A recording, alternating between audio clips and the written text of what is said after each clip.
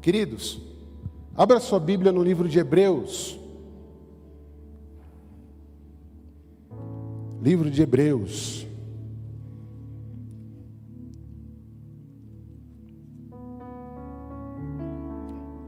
Hebreus capítulo 12. E vamos ver o que Deus tem para nós nessa noite. Deus tem muita coisa boa. E eu espero que eu possa ser canal de bênção, boca do Senhor para você. Assim como Deus falou comigo nessa tarde. Hebreus 12. Diz assim. Quem achou diz amém. Quem não achou diz espera um pouquinho.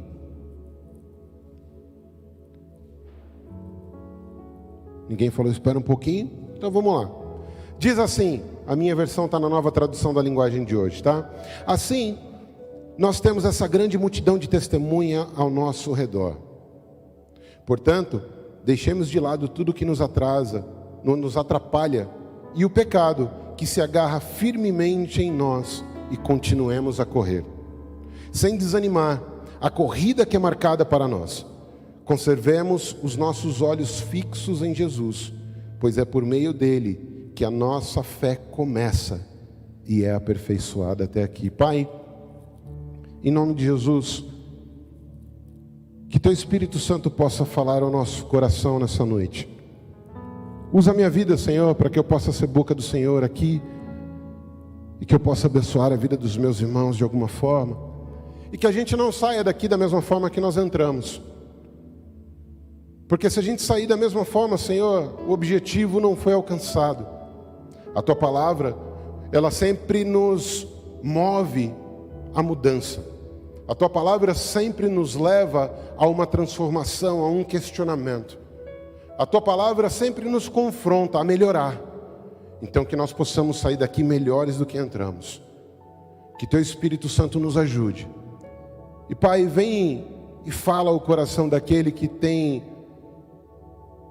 está necessitado de uma palavra Tua, de uma direção. Desde já coloca a vida desse meu irmão nas Tuas mãos. Fala conosco nessa noite, que eu possa ser canal de bênção para os meus irmãos, em nome de Jesus. Amém. Queridos, o livro de Hebreus é um livro incrível. Se você ainda não leu, você pode parar, em uma horinha, você lê esse livro de ponta a ponta. Livro pequeno. Mas ele é um livro maravilhoso. Ele foi um livro escrito para alguns irmãos judeus que estavam a ponto de se afastar, a ponto de deixar a fé, largar a fé. Ao ponto de dizer que não queriam mais andar com Jesus. Então o autor aos Hebreus, que nós não sabemos quem é, uns dizem que é Paulo, outro Apolo, outro Barnabé. Para falar a verdade, não importa quem escreveu, porque nós sabemos que a Bíblia toda ela é inspirada pelo Espírito Santo. O que importa a gente saber é o conteúdo desse livro e o que ele nos mostra. Ele nos mostra que o nosso Jesus, ele é maravilhoso. Ele nos mostra que o nosso Jesus está acima dos anjos, que está acima dos sacerdotes, que Jesus está acima de Moisés, acima de Josué, que Jesus é da mesma linha de sacerdote de Melquisedeque, que Jesus é maior que Melquisedeque, que o nosso Jesus é aquele que se sacrificou de uma única vez. Nós não precisamos sacrificar mais todos os anos, como era costume da lei, como a lei exigia, porque o sacrifício de Jesus foi perfeito, porque Jesus é perfeito. Ele nos mostra a grandeza do Deus que nós servimos. Ele nos mostra o quanto nosso Deus é poderoso. Você serve a um Deus poderoso. Você serve a um Deus vivo. Você serve a um Deus que recebeu o nome sobre todo nome e que hoje, após a morte e ressurreição, após ele verter o sangue dele na cruz por mim e por você, que só isso já deveria ser motivo de alegria, de alegrar o nosso coração. Ele está vivo e Deus o chamou e ele está assentado à destra de Deus Pai. Sabe fazendo o quê? Intercedendo por mim e por você. A Bíblia chega a perguntar quem sou eu, quem são os seres humanos, para que o Senhor preste atenção. A gente não consegue entender, mas é um maravilhoso amor que nos ama em troca de nada, porque Deus, Ele nos ama. É difícil entender isso, pastor? É difícil, mas é assim, simples assim. Deus nos ama. A Bíblia diz que nós o amamos porque Ele nos amou primeiro. E existe um destino para onde eu e você nós vamos.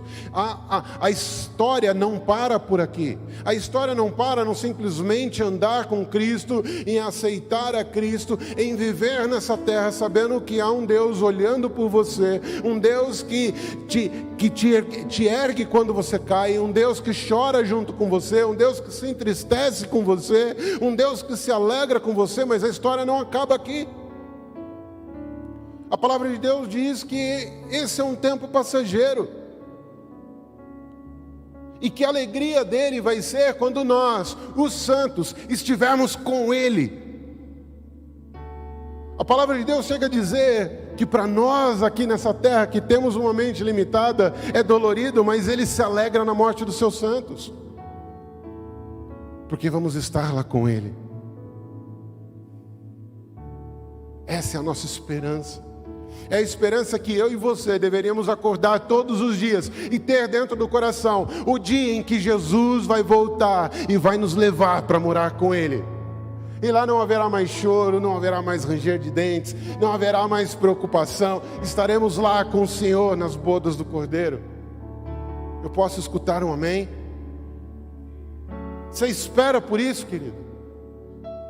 Estamos tão habituados a viver o nosso dia a dia, estamos tão habituados a esperar as promessas do Senhor para que elas se cumpram nessa terra no tempo de hoje, que nos esquecemos qual é a verdadeira esperança do crente. E nós podemos ter essa esperança justamente porque o nosso Deus é maior que tudo, e Ele está vivo, preparando morada para que eu e você vá com Ele. Agora, Ele não foi só para lá preparar morada e nos deixou órfãos.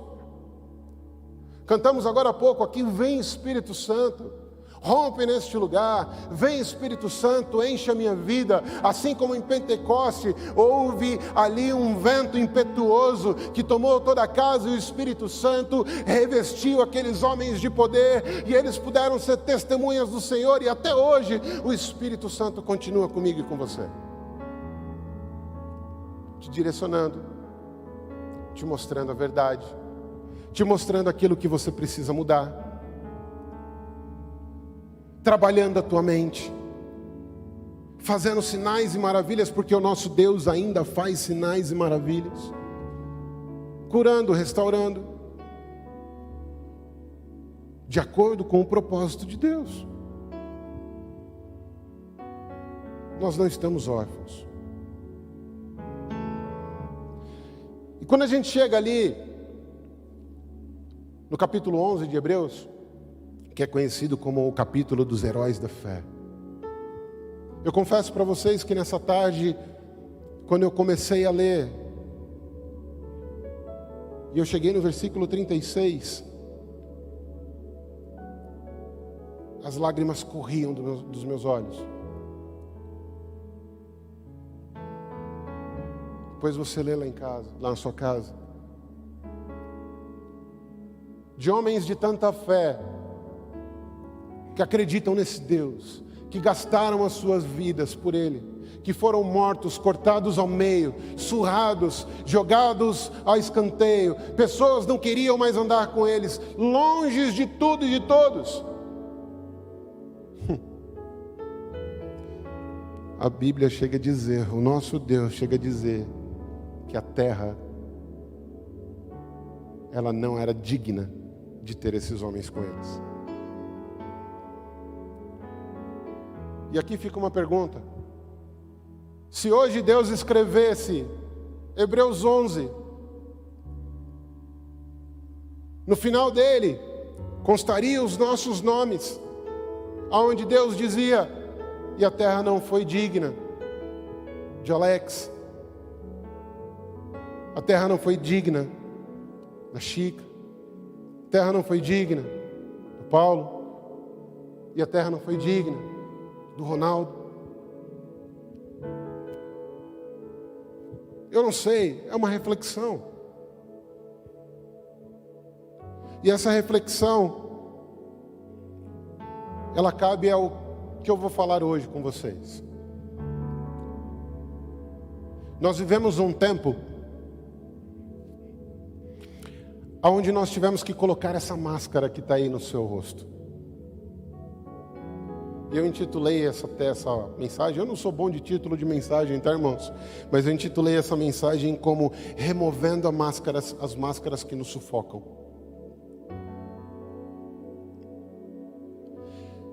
Deixa eu fazer uma pergunta para vocês, só para eu balizar aquilo que eu entendo. Quem gosta de usar essa máscara, levanta a mão. Amém, vocês estão comigo então. Essa máscara sufoca. A experiência de estar aqui dentro do templo, louvando a Deus nesse calor que nós temos, ela não é boa. Eu sei disso, porque às vezes eu estou embaixo, coloco a máscara, é ruim. Falamos e parece às vezes que o ar não entra. Queremos nos expressar, queremos falar alto, queremos falar com o nosso Deus e parece que a voz não vai sair da máscara. Para todo lugar que você vai, se você não tiver com a máscara, você não entra. Confesso que quando a gente começou a usar, eu não gosto, o tempo frio, quando eu faço exercício, quando eu ando mais rápido, sobe aquele vento gelado dentro do nariz e gela tudo, a garganta, o nariz, tudo, e aquilo me incomoda. E eu pus a máscara, nossa, está bem. E tudo começa, tudo aquilo que pode trazer peso para a nossa vida, começa dessa forma. Olha, parece que não, até que não é tão ruim assim.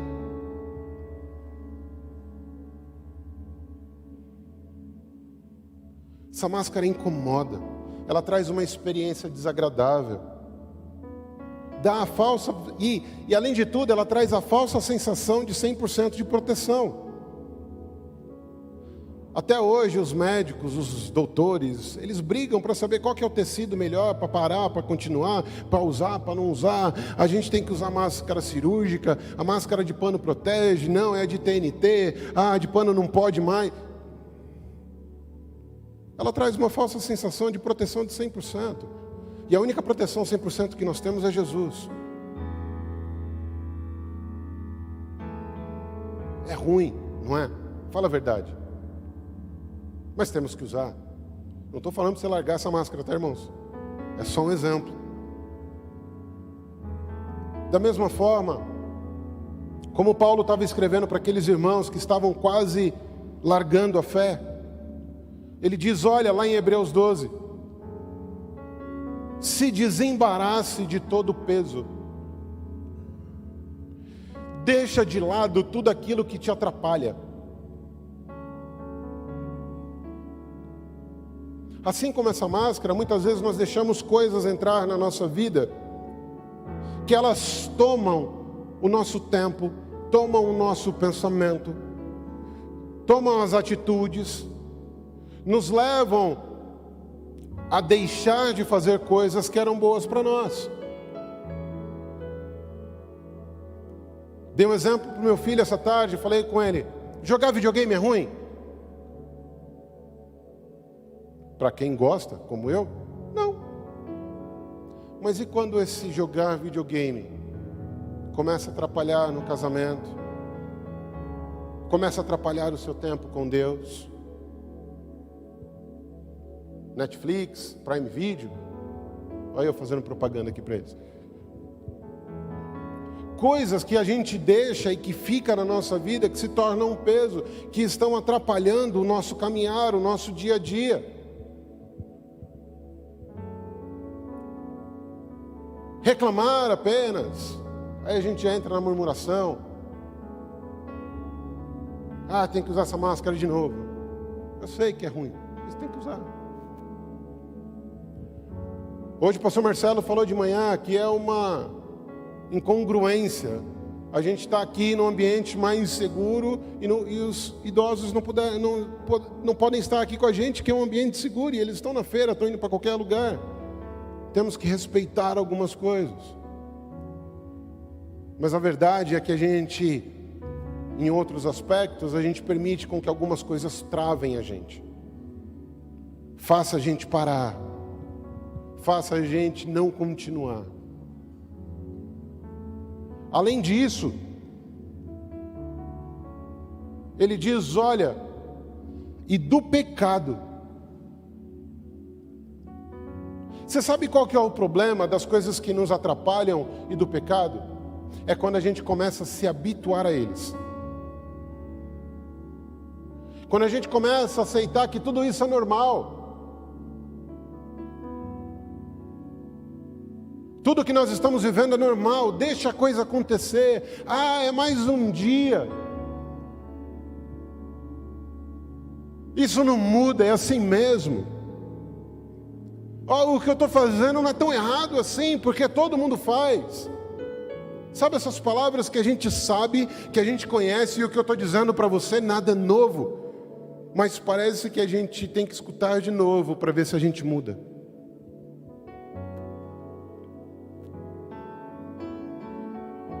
O pecado que se agarra firme. Não é um pecado que você comete, se arrepende e não comete mais, mas é o pecado que constantemente está à porta tua batendo, e às vezes você atende, e às vezes você deixa ele entrar, e aí no outro dia você diz para Deus, Deus, eu não quero mais, e aí acontece alguma coisa, e a situação volta a acontecer, coisa que só você e Deus sabem, mais ninguém.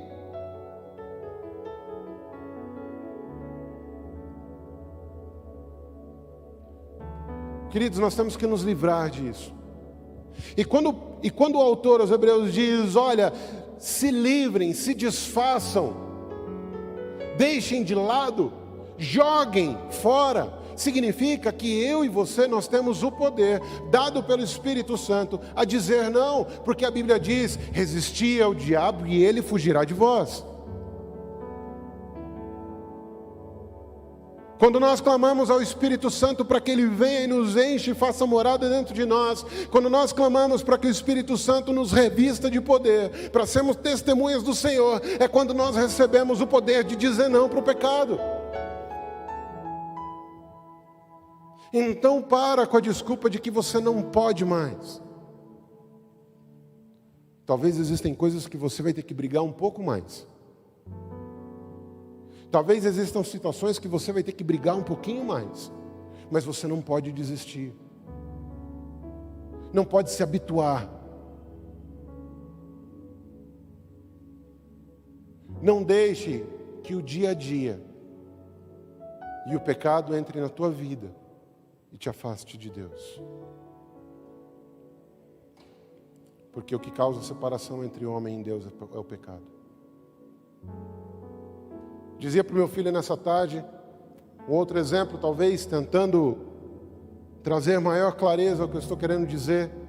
Nós temos um jogador muito famoso, quando criança, vou evitar de falar o nome dele, que está na internet, mas quando criança, aos 10 anos, já ganhava 10, 12 mil reais, mas o que ele tinha na cabeça dele era jogar bola. Craque de bola. Como diz aí o pessoal, fazer miséria com a bola. Quando foi para o time principal, se tornou logo o principal atacante do time, o principal jogador, e ali ele começou a despontar no Brasil, no mundo, e times estrangeiros queriam levar ele.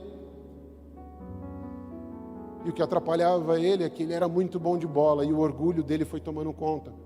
Em um determinado jogo, o técnico tira ele briga com o técnico dentro de campo. E não só briga, aquilo vira notícia nacional. Criamos um monstro. Criamos um monstro. Às vezes aquilo que te atrapalha, que seja algo que você gosta, e que você vai ser tão bom quanto fazendo, vai te distanciar de Deus ao ponto de você olhar para dentro de si e falar, eu sou tão bom que eu não preciso dos outros. Isso é só mais um exemplo. Com Lúcifer foi assim. Lúcifer era tão belo, tão bonito, tão lindo, que um dia ele olhou para dentro de si e falou assim: cara, eu sou tão cara que eu não preciso nem de Deus. Cuidado com as coisas que te atrapalham, que elas podem te levar ao pecado. Algo que ele continua dizendo, ele diz, olha, continuemos a correr sem desanimar a corrida para nós. A corrida que Deus tem para nós, a corrida da nossa vida. Paulo faz essa referência também, ele diz, olha, o corredor, todos aqueles que estão correndo querem chegar ao final. 1 Coríntios 9, se eu não me engano, querem chegar ao final. Então que você seja esse corredor que quer chegar em primeiro lugar. Existe uma corrida proposta para mim e para você. A nossa vida, a gente pode fazer essa equiparação de ser uma vida onde ela é proposta a corrida. Vamos correr. Gente, eu fui tentar correr com essa máscara lá no condomínio.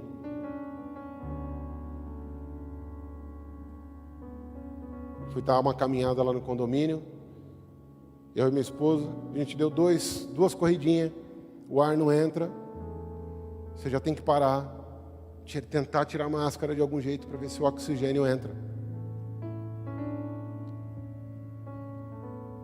Existe uma corrida proposta para mim e para você. Agora, o que acontece se eu tentar correr que seja 100 metros com essa máscara? Eu vou conseguir chegar no final? Talvez 100 metros eu consiga. E uma maratona? Vai faltar oxigênio. Quando nós temos coisas que a gente não larga, coisas que nos atrapalham, e aí eu vou dizer para você, o peso, as coisas que nos atrapalham, às vezes você está tentando correr com um tênis errado. Às vezes você está tentando correr desidratado, sem tomar água. Às vezes você está tentando correr sem se preparar para. O peso é quando a gente não se prepara, o peso é quando a gente utiliza ferramentas erradas para aquilo que a gente tem que fazer na vida. Você quer sair de um embrolho financeiro, você continua gastando do mesmo jeito. Você diz para Deus que quer mais intimidade, mas você continua gastando horas na frente do Netflix. Você diz para Deus que quer um emprego novo, mas você não se prepara, não se adequa, não estuda e quer que Deus faça um milagre.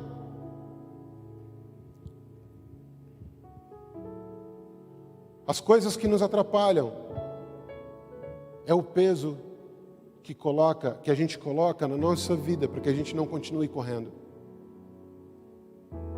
O pecado é aquilo que te segura. Imagina você tentando correr e uma pessoa te segurando. Você tentando correr de chinelo, uma maratona, uma pessoa te segurando e as pessoas de fora dizendo que você não vai conseguir. É mais ou menos isso que o autor aos Hebreus está dizendo. Joga fora aquilo que te atrapalha e larga o pecado, porque só assim você vai conseguir chegar no final da prova. Temos que ter um tempo de preparação. O peso são as ferramentas que você usa errado. O pecado é aquilo que não te deixa correr. E o diabo é aquele que fica te acusando o tempo todo, dizendo que você não é digno, dizendo que você não é filho, dizendo que Deus não morreu por você, dizendo que você não vai conseguir chegar no fim da tua vida, dizendo que você não é digno. Pare de escutar a voz do inimigo e escute a voz daquele que te chama de filho. Pare de dar atenção àquilo que o diabo tem colocado na tua vida e comece a dar atenção ao propósito que Deus tem colocado você.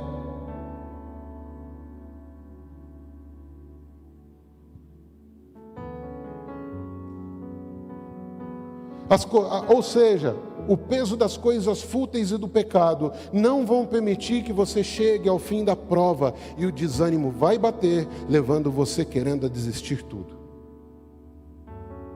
Eu não sei se eu estou falando com gente aqui que talvez esteja querendo desistir, mas a minha palavra é para você: não desista, porque vale a pena. E quem disse que vale a pena não fui eu.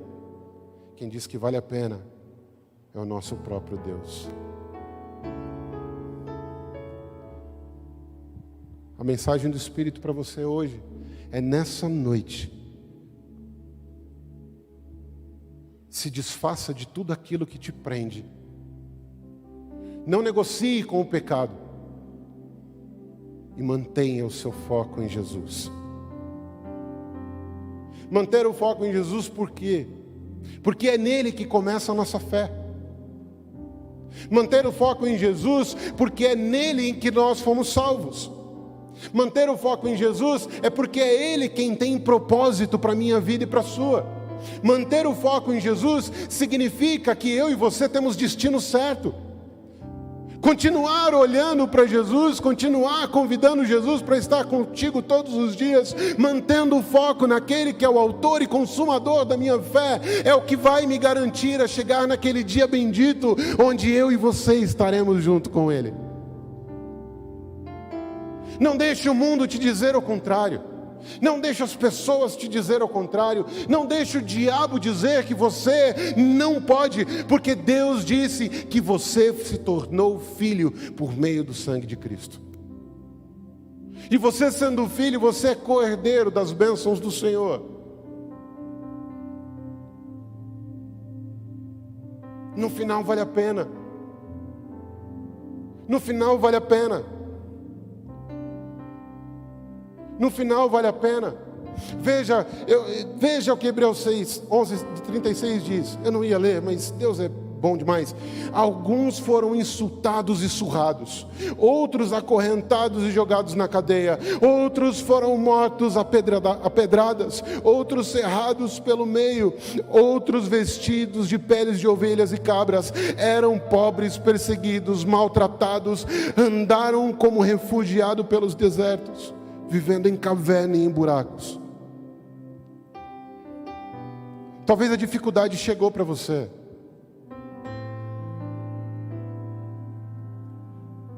Talvez ela bateu na sua porta e bateu forte, assim, não pediu para entrar.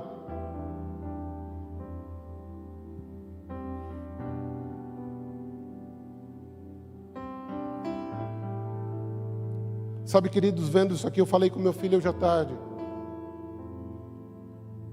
O que é abrir mão de 1 hora de Netflix para 1 hora de comunhão com o Senhor? E a Bíblia diz: o mundo não era digno deles.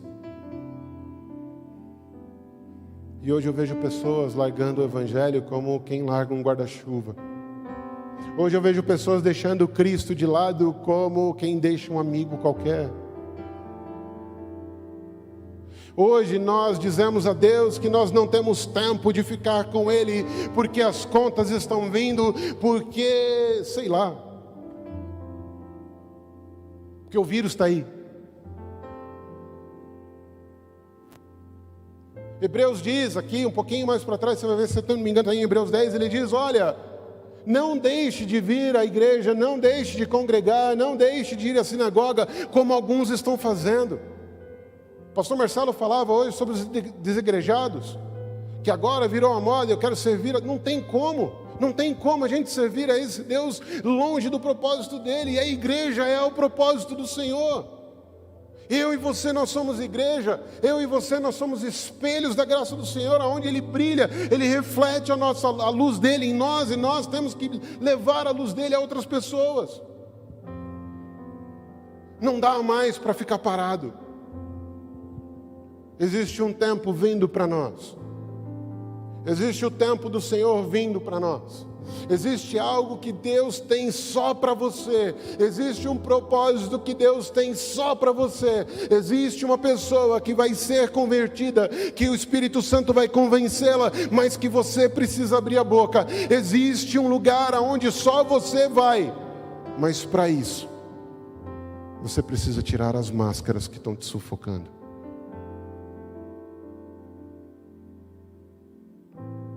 Para isso, você precisa tirar aquilo que é um peso para você. Fique de pé, querido.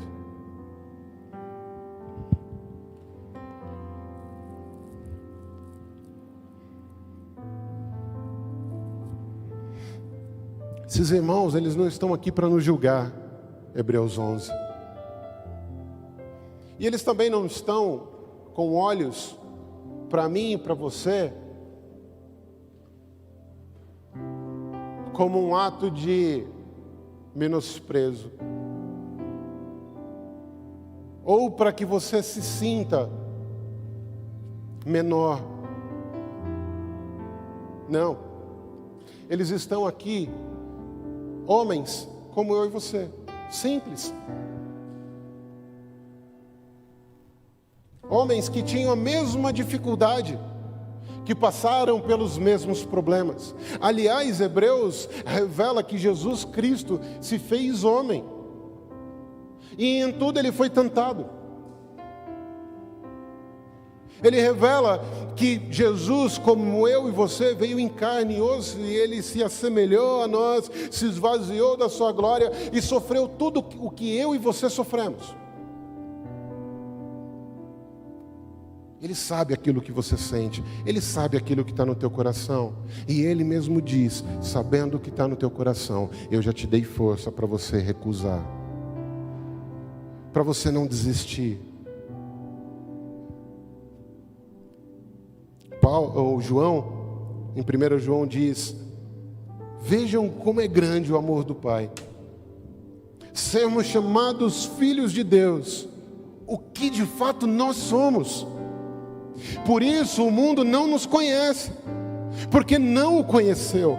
Amados, agora somos filhos de Deus, e ainda não se manifestou o que havemos de ser, mas sabemos que quando Ele se manifestar, seremos semelhante a Ele. Sabe, em outras palavras, o que Ele está dizendo? Ele está dizendo, olha, você ainda não é o que eu escolhi você para ser. Você vai passar dificuldades nesse mundo, mas tem de bom ânimo, porque eu venci o mundo. O meu Espírito habita dentro de vós, e vocês têm poder para recusar o diabo. E à medida em que vocês clamam a mim, eu me revelo cada vez mais a você. Mas isso é algo que precisa partir de você. Isso é algo que você precisa buscar. Isso é algo que você precisa ter. Eu e você somos responsáveis. Pastor Ronaldo diz algo muito interessante. Deus não tem filhos prediletos. Deus tem filhos que o preferem. Você quer preferir Deus nessa noite? Você quer ser revestido do poder do Espírito Santo? Você quer ser mais cheio? Porque não existe um teto, não existe o copo cheio transbordante. O que existe é você buscando cada dia mais, e cada dia mais o Espírito Santo vai te enchendo, cada dia mais Ele vai se revelando, cada dia a palavra vai se mostrando, porque os segredos de Deus são para aqueles que o amam. Você ama Jesus? Vou perguntar de novo, você ama Jesus? Se desfaça de tudo aquilo que está te prendendo. Pastor, o que me prende são amizades. Eu não consigo me desfazer das minhas amizades, porque elas me fazem sentir amado. Ei, querido, Deus morreu por você. E eu duvido algum amigo morrer por você, mas o teu verdadeiro amigo entregou a vida por você. Eu já falei aqui, eu era um cara que era necessitado de amizades. E um dia, Jesus afastou todas. E eu passei pelo processo. Até o dia em que Jesus olhou para minha cara e disse: sabe o que você precisa? Somente de um amigo. E esse amigo sou eu. Daí em diante, queridos, Deus adicionou tanta gente boa. Deus adicionou uma família que é viver em Cristo na minha vida. Precisamos dar um passo de fé. Precisamos querer que o Espírito Santo transforme quem nós somos. E como eu disse, a caminhada com Cristo é uma corrida. O próprio Paulo diz isso. Nós estamos numa corrida e nós devemos nos portar como aquele que quer chegar em primeiro, como aquele que busca a santidade, como aquele que busca o conhecimento do Senhor, como aquele que busca o desejo e a intimidade do Espírito Santo. É assim que nós devemos nos comportar. Porque desse comportamento é o dia em que você pode chegar, no santo dia, onde Deus vai olhar para você e vai dizer: servo bom e fiel, entra no gozo do teu Senhor. Porque Jesus Cristo diz em Mateus 24:13, aquele que porém perseverar significa você continuar, abrir mão de tudo. Perseverar significa você colocar a sua vida à disposição de Deus. E Jesus nos diz: aquele que perseverar até o fim, esse será salvo. Não para no meio do caminho. Não deixa o diabo, não deixa o pecado se tornar alguém que está te segurando. Não deixa as coisas da vida te atrapalhar. Não deixa o acusador, porque esse é o objetivo dele. O objetivo dele é acusar você o tempo todo. Mas saiba que você tem um Deus dizendo: você pode, você é filho. Você se dedicar, se você clamar, eu vou te escutar. Se você cair, eu te levanto. Tenha a sua vida aos meus pés. Sabe por quê? No final vale a pena. No final, eu e você entraremos no gozo do nosso Senhor. E juntos, com os anjos, cantaremos: santo, santo, santo é o Senhor. Junto com os anjos, nos alegraremos na presença do Senhor. Juntos, nós estaremos na ceia com o Senhor, reinando com Ele. Não perca essa esperança. Que vontade de te chamar aqui na frente, mas não pode. Não venha. Meu convite nessa noite para você: fecha seus olhos, coloca a mão no teu coração. O convite do Espírito Santo para você nessa noite: você deseja mais intimidade comigo? Você deseja estar naquele dia onde eu vou te receber e vou dizer: servo bom e fiel.